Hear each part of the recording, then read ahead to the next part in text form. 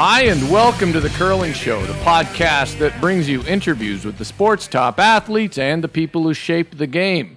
Brought to you by Fit to Curl, a sports-specific guide to training for the world's greatest game, by John Morris with, yes, me, Dean Gemmell. It's a book with programs that will help curlers of all levels, not just tour players, feel better on the ice and enjoy the game more. Buy it at fittocurl.com and at Curling Pro Shops. One half of the team that started the season 22-1, Ryan Fry and Jamie Korab. Welcome to the Curling Show. Thank you, and it's the better half, by the way, not just the one half. Not just one half, the better half. You know what? We're breaking new ground here since I've never done an interview with two players. Knowing that you two can talk a bit, I'm sort of thinking I might just set the headset down, go get some coffee, come back in 15 minutes, and see if I have what I need.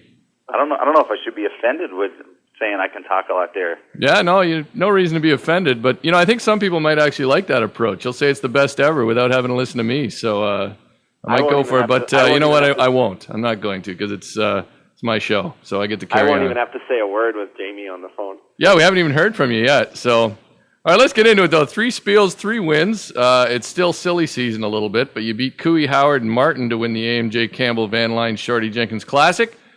Maybe the idea for more teams should be to not have any practice ice in their own hometown.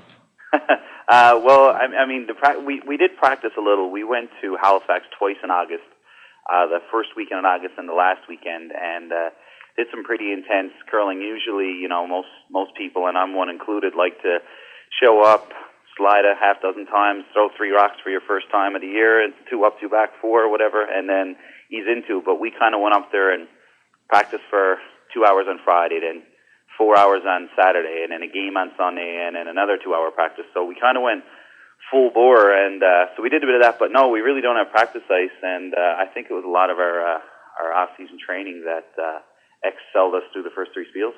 Off-season training, explain. What do you guys do in the off-season? During the off-season, we came up with a pretty good fitness program. We all ended up going to, 3 of us ended up going to the same trainer, and Brad went to a different guy. So we've been at the gym 4 times a week, pretty much straight through since the curling season ended last year.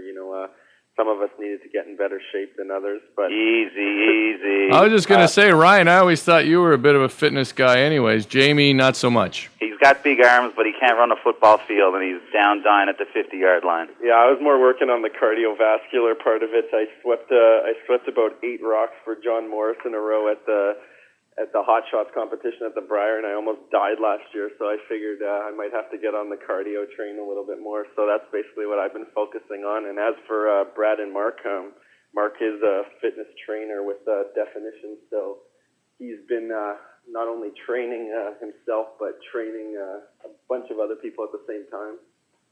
What about, Korab, I got to say, you look a little more chiseled in the early season photos.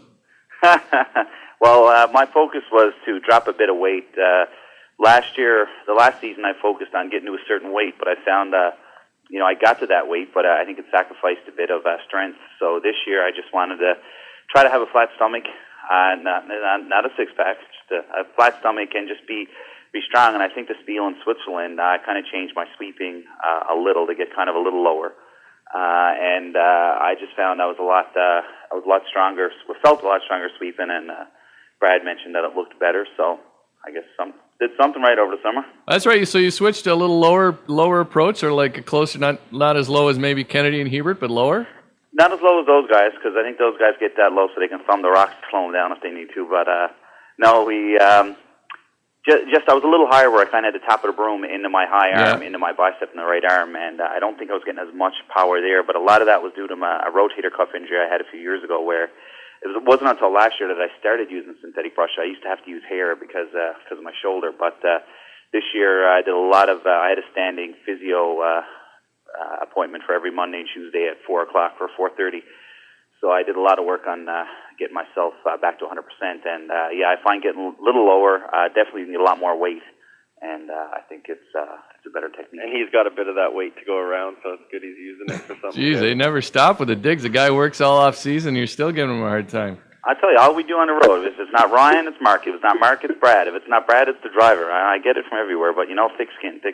So you had on the road, you had that early season trip to Switzerland. It seems like your team loves going over there start of the year. Maybe as Jeff Stoughton joked that when you live in Newfoundland, it's not a whole lot further to go to Europe than it is to go to Edmonton. Is that the case, or do you guys just really love fondue and yodeling?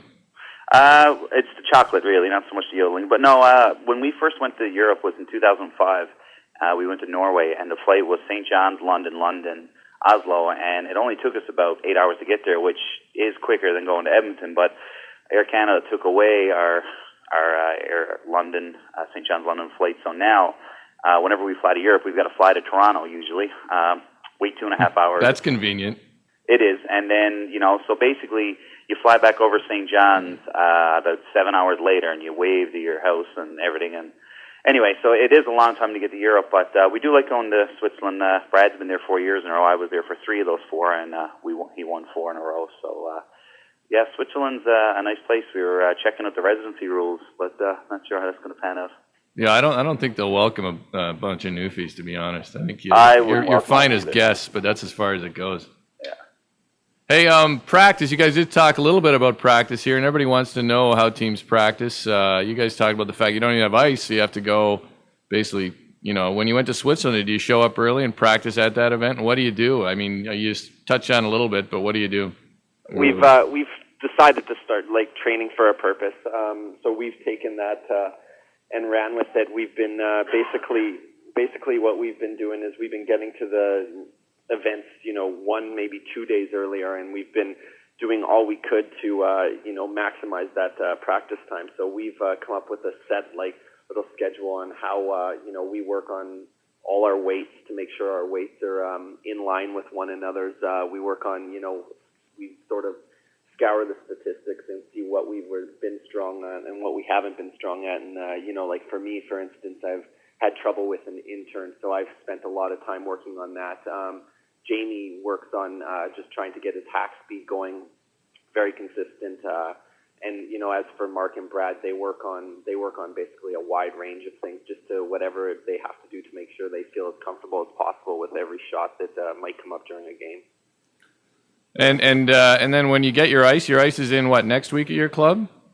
Well, we had some problems with some of the people installing club and the manager. They had some problems that delayed them from getting the ice on, and we had some plant problems. So they were hoping for tomorrow. It got delayed until Sunday, and then last night I was informed that it looks like it's Tuesday. So wow. We might get the throw on Wednesday before we go. Now, we are going to Halifax on Tuesday for a thing with My Work Bell Alliance, who's one of our sponsors.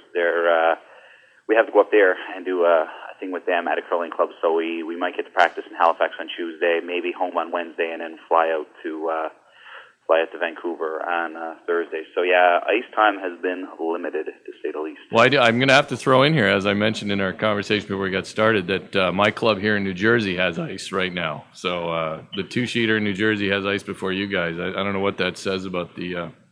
I don't know what it says, but I'm proud. Well, the thing, and I know I talked to a few people in Europe, and I know the clubs in Denmark, for an example, they put their ice down mid-August, and they take their ice out in pretty much end of March, because really there's not much going on in April. Like most curling clubs here take their ice off end of April when the competitive season's over. So I know the competitive curlers don't run the curling clubs. It's your regular members that are the majority, but we would love to have ice in at least mid-September and then, cut off a week at the end of the season. But we don't make the decisions. I honestly think regular curlers want to start playing, though. I think as soon as you get, into early October, I don't care if you're a club player or an elite player, you want to start curling. Hey, Ryan, I want to talk to you for a moment about your Newfoundland immersion program. How's it going? You've been there for about a year now. Do you think you'll ever attain full Newfie status? I don't know. I'm pretty sure I'm getting close to full Newfie status now. I've lived here for about a year and a half now. Been working out here, starting to look for some other lines of employment, but still the place I was working for, which was the Martini Bar, who's also another one of our sponsors, has been great to me. They've allowed me to pretty much pick my own shifts and work when I choose to work around the curling. And aside from that, I've got a girlfriend out here and a bunch of friends out here, and everyone's treated me really well since I've been here. So don't foresee any reason to change places. So barring a complete team meltdown, do you foresee staying out there for beyond this year? A lot's going to depend on all the members of our team. I don't have the only decision in that, but the way we're looking at it right now, we're looking towards 2014 as a goal of ours, as well as all the things that are coming up this year. So as of right now, I don't see any reason why I wouldn't be staying. Do you miss anything about Manitoba? I miss all my friends and the people that supported me through there. But you wake up in the morning here and you have the ocean all around you, and the weather gets a bad rap here. It's not nearly as poor as what people make it out to be when you consider the extremes that the Winnipeg weather gets. So, I do miss a lot of the people and the family and stuff like that. But as far as city for city, I'll take St. John's. I mean, I would have to say I don't think anybody moves back to Winnipeg for the weather. Sure enough. There's actually an ad running here on the radio for Tourism Newfoundland, and long story short, it goes, the guy says to the girl, "You're vacationing here in Newfoundland?" She's like, "Where do you expect me to go, Winnipeg?" I mean, that sums it up right there. Oh, I don't know. That's harsh on Winnipeg. I do like Winnipeg, too. But anyways, what's up with Newfoundland tourism? They advertise like crazy. I have friends who moved from the U.S. to Toronto, and they took a trip out there. Of course, it's beautiful here. Have you ever been? I have been there. It's been a long time, but I went on a big camping adventure with my parents when I was about 10 years old, and it was quite beautiful. Grossmore National Park. That's what I remember. Were you down for the Players Championship? Oh yeah, and I was. Yeah, hell, I was there for. I was there for the Players Championship, but that was pretty much Hotel George Street Arena. So I was sat next to you. You did? Yeah, I was there, but I didn't see much besides the Hotel George Street Arena. So what's George Street? Yeah, I didn't know either. It's new. Hey, not only is this a two-player interview, but we're going to introduce a whole new segment in this edition. Listener questions, not from the mailbag, of course, but from the Curling Show Facebook group. So I can't shuffle envelopes to add some drama, but I'm gonna throw a few questions that came to me through the Facebook group when I told them you were going to be on. All righty. From Brett Zubat, and I'm sure I probably butchered that name, but I gave it my best shot. He says, as a junior curler who has just aged out, what recommendations can he give for transitioning into men's play? I'll handle that question. Coming out of juniors is one of the harder things to do to establish yourself in the men's ranks. The biggest thing the biggest advice I could give is, throw as many rocks as you can down at a club that a lot of the elite curlers are playing at, and they'll see your dedication, and you can develop your skills over the course of a couple of years, and hopefully if a spot opens up, you might be considered for it. Myself, I had to jump on and skip my own team out of juniors, just being at the fact that I was from Manitoba, and there was hardly any movement through any of the teams, and it took me till I was 26, 27 before I was even considered by any of the top rinks. Jamie can probably answer that a little differently because them being from Newfoundland, they went about it a little bit differently. So go ahead, Jamie. Find a good skip, kiss his ass, sweep your guts out. That's probably. I was just going to say probably the best advice is just to find the three best players you can play with, whether they're junior age or older. Well, coming out of juniors for us is a little different. Yeah, I left a year before the guys because I was 34 days older than Mark, and I missed the national date by 34 days. But anyway, we basically, when we came out, I played with a men's team, and then once the guys were out of juniors, actually the second year out of juniors, so their second year men's, I played with the guys, and it just basically came down to finding the right mix of people. But as a junior coming out, all situations being different. I think what Ryan said, just making your face known, being down to the club, the little spiels. If you can go out to the spiels that aren't on the World Curling Tour, but some of the smaller ones in Winnipeg, and you can get on a decent team and start winning a few games there. The curlers do know the teams, if you call them the B teams or the C teams. So the top curlers do notice that. And as Ryan said, he played a lot of these events, a lot of the tour events, and he got noticed at the age of 27. But I think Ryan's situation was more of no one wanted to play with him versus his skill. Well, Ryan had some pedigree too. I mean, not some guys, come out without that, but and he still had a hard time. He says hooking up with, put his own team together, and did well with that. But I think it's different in every situation, right? I mean, a guy like John Morris came out and skipped right away and did well. So, well, while we're talking about juniors, me and Ryan actually played juniors against each other at the '97 Nationals. Although his team, he was the skip out of Manitoba. I played third for Randy Turpin out of Newfoundland. Although he finished with a higher record, we did beat him. So my first game ever against Ryan in Selkirk, Manitoba, where he was the favorite, having lost the final the year before, I was victorious. So take that, Ryan. Yeah, you finished 2-9. I finished 2-10. I finished 3-9. It was a that was a real big game, that one. Hey, here's another question from another listener. Why did Ryan get rid of the corn broom he used to throw with when he started playing with Team Gushue? It was way cooler. The corn brooms leave a lot of debris on the ice. There's as you see the teams now developing, you see a lot less of the corn brooms being used. I didn't really have any use for it. I don't put any weight on my sliding broom, so. For me to use something that could potentially cost us a shot somewhere along the line really made no sense. So I decided to get rid of it. That being, you can't really find any corn brooms now that can actually hold the straw either. So there was really no point for me to keep them. You still see guys like Jeff Stoughton using them. I think Kerry Burtnick still uses them. Walchuk still uses one. Yeah, but those things they're basically. I can take a house broom and tape it up with some duct tape, and it would be the exact same thing as what they're using. Go the Mike McEwen route. You just tape up that thing with electrical tape. But that's my point. Why bother? Like the Stones and the Walchucks and those guys that grew up using them and slide with them, fine enough. But the guys coming out of juniors using corn brooms, it's just I think it's just to look cool. Well, I think McEwen's broom does look pretty cool, though. I disagree. Right, we'll tell I don't him agree either. Yeah, if McEwen, if you're listening, your broom sucks. Okay, here's a great string from another listener. This one is good. He says the team is a string of questions. So the team seems to be clicking. Is there something different that you're doing? Is Ryan getting more input, or does Brad still turn to Mark for strategy? And here's the beauty to finish: is Brad still a dictator? How can you answer that question, right? Wow. Yes, he's still a dictator. No, he isn't a dictator anymore. I don't think. I think Brad got a pretty bad rap as far as being a dictator. Brad just has taken the game very seriously for a lot of years, and he's had a very set idea of what he wanted to do in the sport, and he's done what he figured he has to do over the last decade, I guess. And you can arguably he's him and Mark and Jamie are some of the winningest players that are on the tour right now. As far as Brad being a dictator, I wouldn't go that far. I just say he's very competitive and knows exactly. He's got a very set idea in his mind on what it takes to win, and we've all bought into that, and it's worked.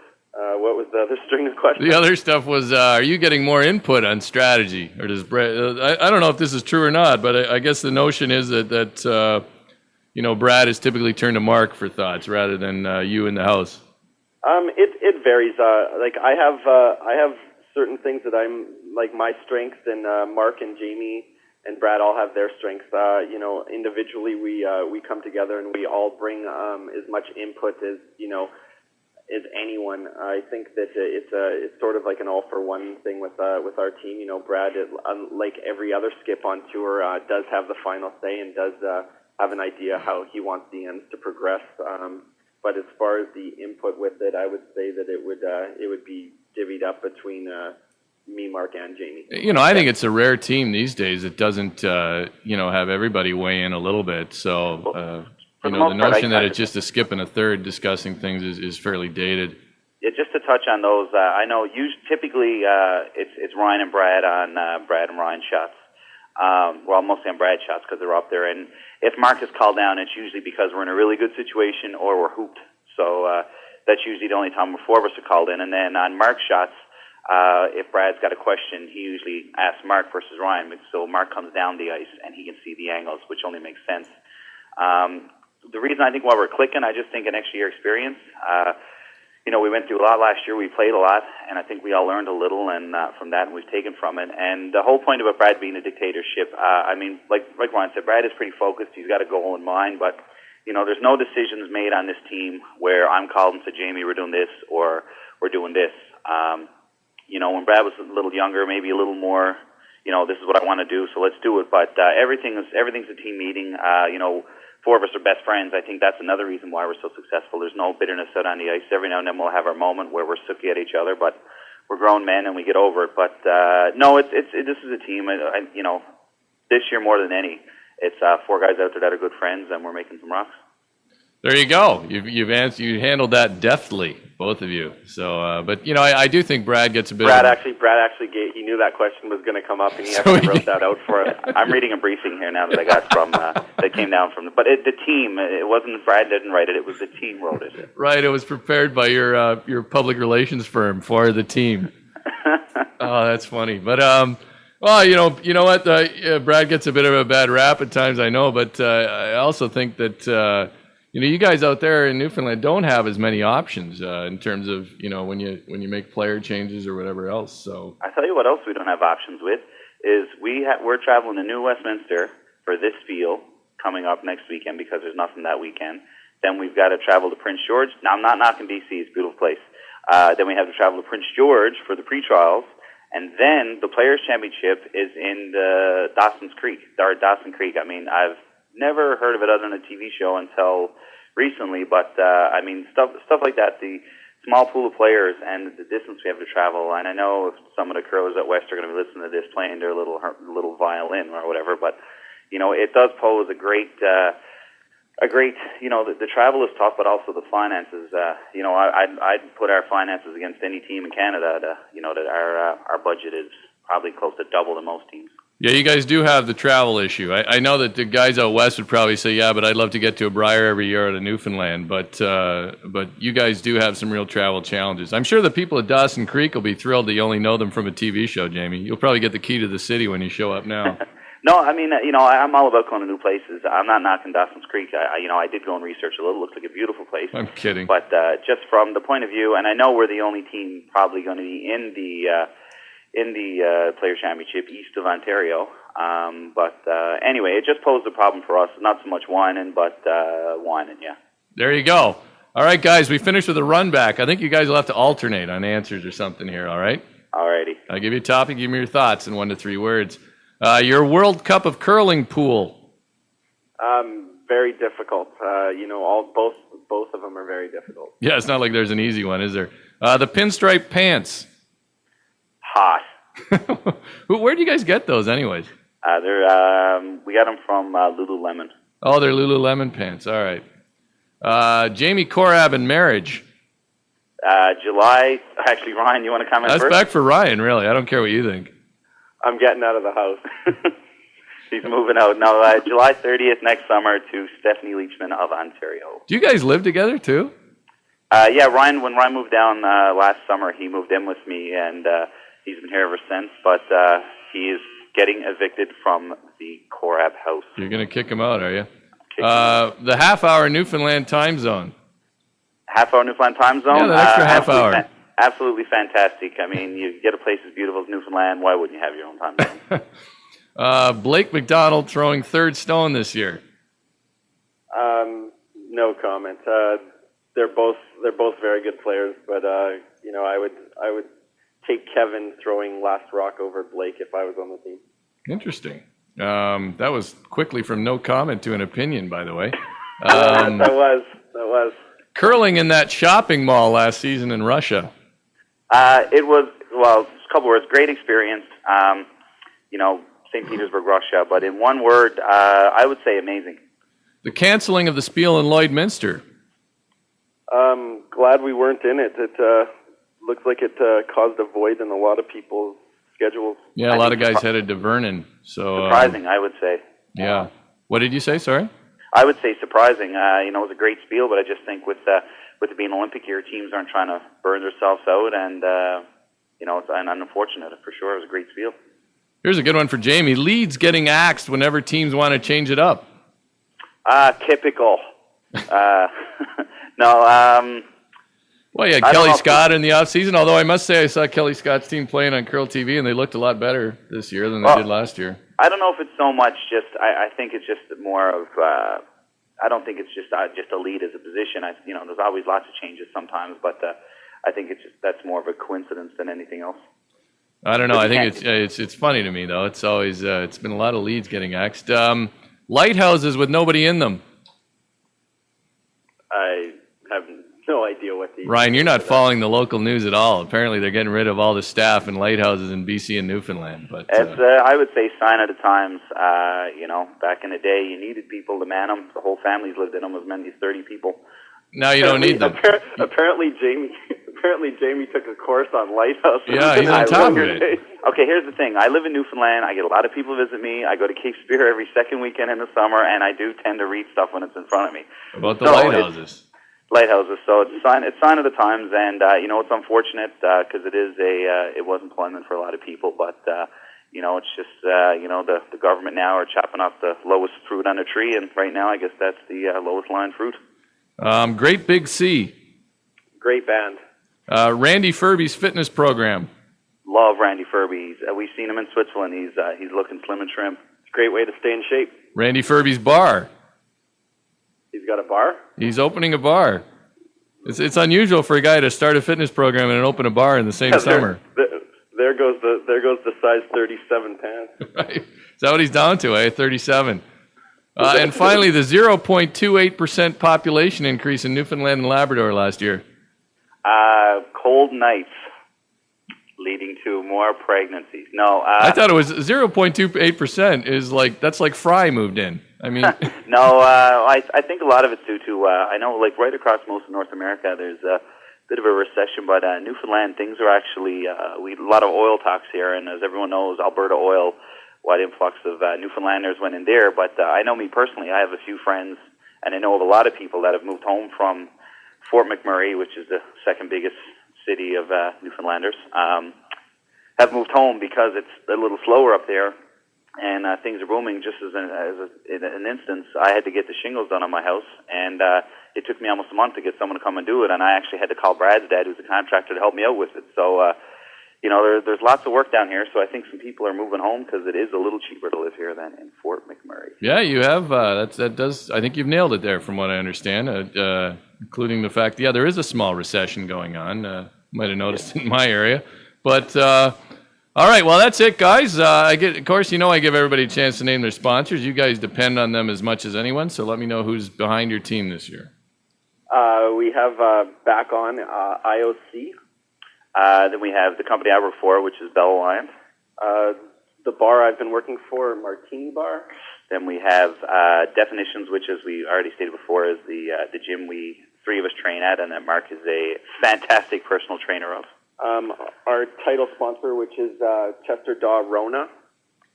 And you cannot forget the greatest curling supplier there is out there, Arnold Asham, who's been great to us ever since we started curling, and that's the gear that we wear. All right. What does Back On IOC do there, Ryan? Or is that the IOC and they're back on for this year? Hold on one second. We'd also like to thank all the supporters. We've got some pretty good support from the province of Newfoundland and Labrador. Oh, good catch.